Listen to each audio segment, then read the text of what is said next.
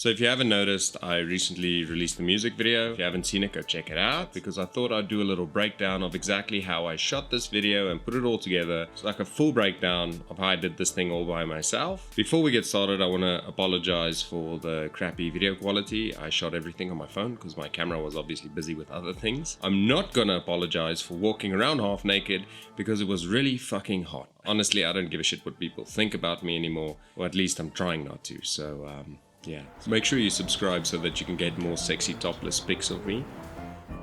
So obviously the first thing I had to do was record the song. Funny enough, when it comes to sound, it also bounces around just like light, which is why I was singing into a little corner with blankets all around me.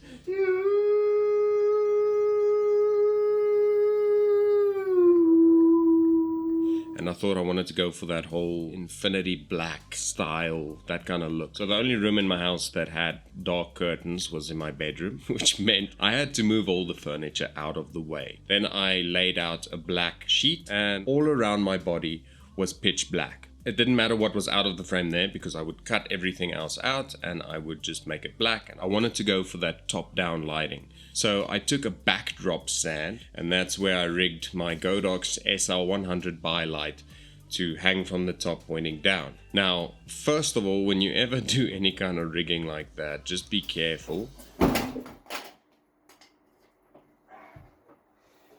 Yeah. So make sure that you always rig things safely. So don't hang a heavy light on a backdrop stand. Use proper stands, heavy duty stands that can handle that kind of weight, and you want to rig it securely. Make sure everything is tight. Make sure that you've got a safety strap or something around it in case something comes loose, that it doesn't fall on your talent. Yeah, after I got sidetracked, I went outside and watched this beautiful sunset and drank a beer instead. Now, shooting alone, there's a lot of walking back and forth, hitting record, walking to the other side of the room, doing the thing, coming back, and it's unfortunately something you got to deal with if you want to work alone.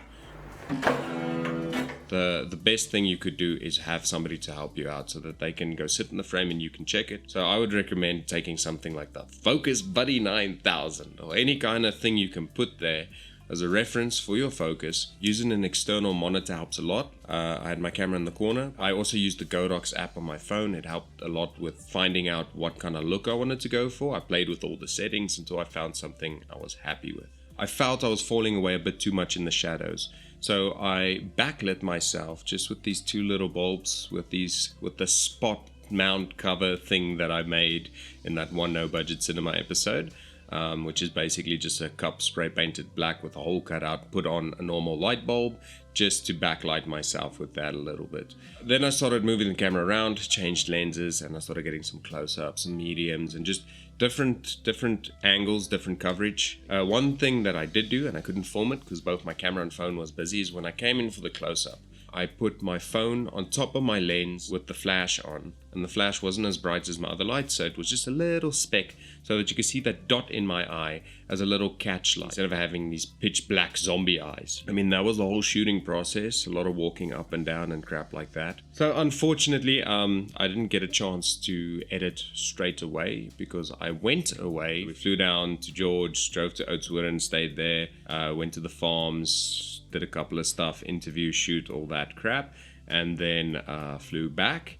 And then when I got back, it was time to put this thing together. Now in post, what I did was I pulled down the overall exposure all the way until the shadows around me turned into pitch black. The final thing I did was I added fake camera motion because I shot everything in 4K. I cropped in a little bit and everything, so I could do a lot of panning up and down or cropping in and panning left and right or adding artificial motion. So for most of the shots I added a little bit of fake motion in there, and then on top of that I added a handheld motion preset, so it just looks like somebody was actually filming it and I wasn't just alone in my room.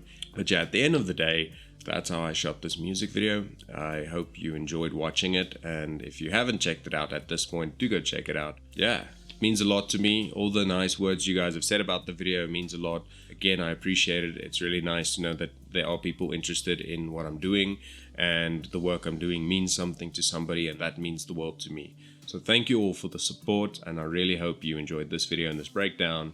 But yeah, that's all I got. So yeah, that's it. You can go now.